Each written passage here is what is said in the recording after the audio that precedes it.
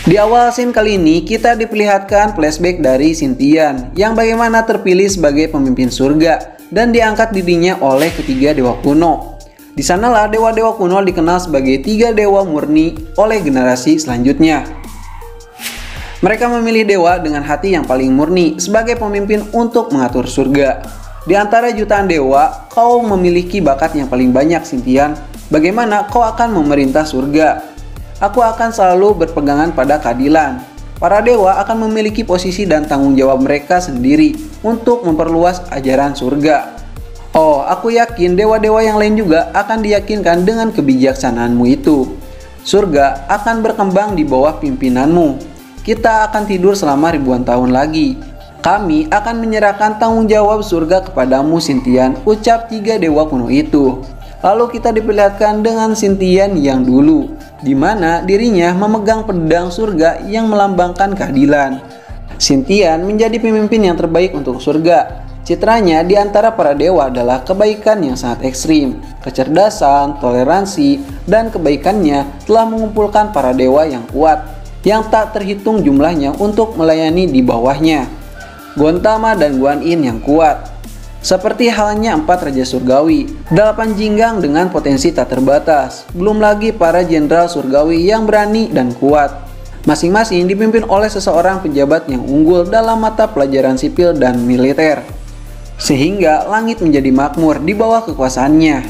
Meskipun dia menampilkan dirinya sebagai makhluk yang sempurna, tapi hatinya terus-terusan terganggu oleh sesuatu yang tidak diketahui siapapun. Sampai hari ini, dia telah memutuskan untuk menghancurkan semua yang dia bangun dengan tangannya sendiri. Semua dewa, kau sekarang akan menjadi korban bayangan gelap. Dan timeline pun kembali ke waktu sekarang, di mana peperangan terjadi di surga. Kau memanjakan makhluk surgawi, saatnya untuk mencicipinya. Dari penderitaan dan keputusasaan, aku akan membunuh setiap dewa di istana surga, ucap para roh gelap yang menyerang.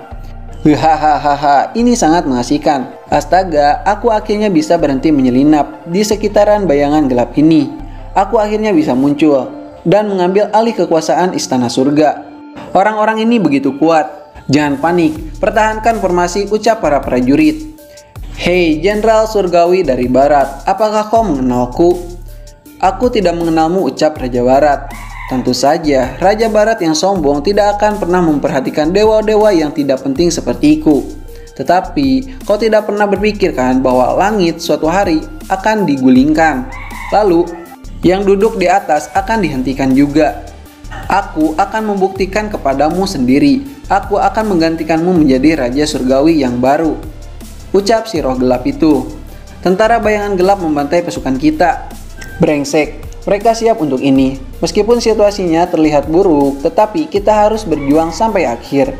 Itu benar, seperti apa yang Guan Yin katakan. Kita tidak pernah menyerah pada roh gelap.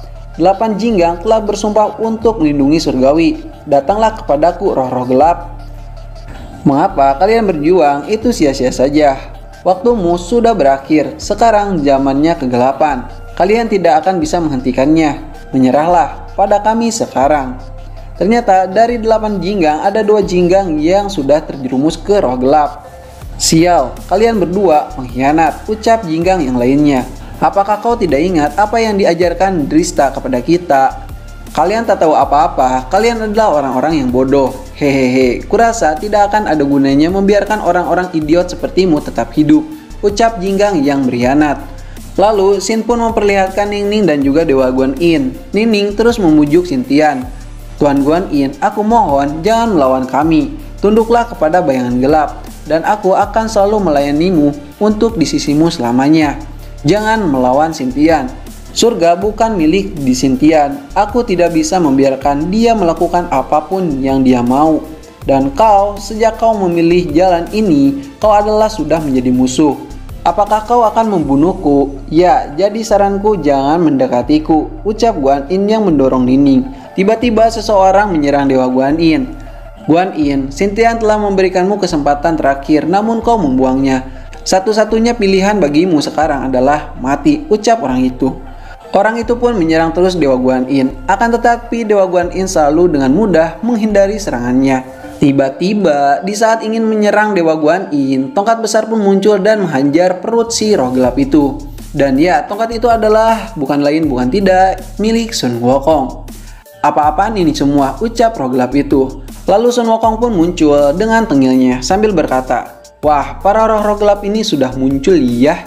Tapi kenapa mereka jelek-jelek semua? Kau beruntung Dewa Guan Yin. Jika dibandingkan mereka, kau agak sedikit ganteng ya kan?" Hah, bajingan. Itu adalah Sun Wukong. "Sun Wukong, kau tidak terjebak di dalam ini," ucap Raja Langit yang merasa dibodohi. "Hahaha, apa kau tidak melihatku di sini, Xintian? Ini semua rencana Dewa Guan Yin. Aku sudah menunggumu untuk menunjukkan sifat aslimu.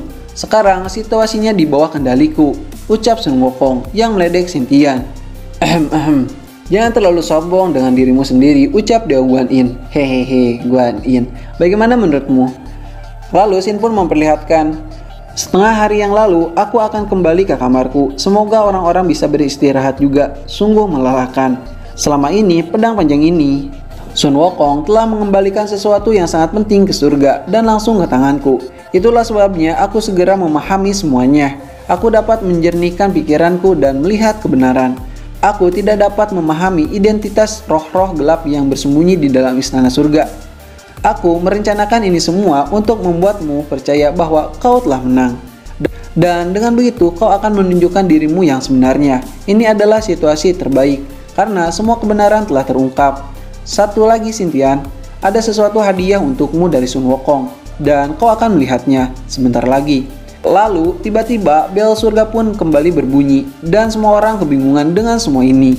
Siapa yang ada di atas menara timur? Aku terluka cukup parah. Ini akan sangat sulit untuk mengambil satu langkah pun. Tetapi semangatku terasa sangat baik. Aku tidak pernah merasa semangat seperti ini. Tidak ada yang lebih bahagia dari reuni dengan teman lamaku. Tiba-tiba Raja Timur pun menancapkan pedang Xintian di sana. Dan keluarlah Xintian yang asli dari pedang itu, meski hanya perwujudannya. Xintian pun berkata, "Kepada para dewa yang tidak menyerah dengan roh gelap, jalan surga belum binasa. Setelah 300 tahun diasingkan dari istana surga, akhirnya aku bisa kembali. Gotama dan Sun Wukong harus dihargai atas kerja keras mereka. Wah, kamu belum menghilang dari dunia ini, belahan jiwaku. Kau adalah perwujudan dari kejahatan.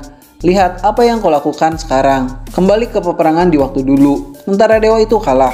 Jiwa pedangku dihancurkan oleh orang yang gila. Dan sejak itu, pedangku hilang di tanah Ashura dan melangkah ke jalan yang salah. Kau bahkan mengumpulkan tentara bayangan gelap. Jika kehidupan dewa saja dirusak, apa yang akan terjadi dengan kehidupan dunia? Aku sangat beruntung ada pejuang yang benar-benar bertarung melawanku. Melindungi surga ini. Masa depan surga ada di tangan kalian." Lalu Xintian pun menghilang. "Ini adalah Xintian yang asli yang aku kenal," ucap Raja Timur. Tiba-tiba seseorang pun muncul dari langit dengan gagahnya. Dan orang itu bukan dan tidak lain adalah Dewa Erlang. Dewa Erlang pun berkata, "Pertempuran sesungguhnya akan segera dimulai." Dan chapter kali ini pun berakhir di sini. Oke, mungkin itu aja teman-teman untuk video kali ini. Terima kasih sudah nonton channel ini dan sampai jumpa di next video. Bye bye.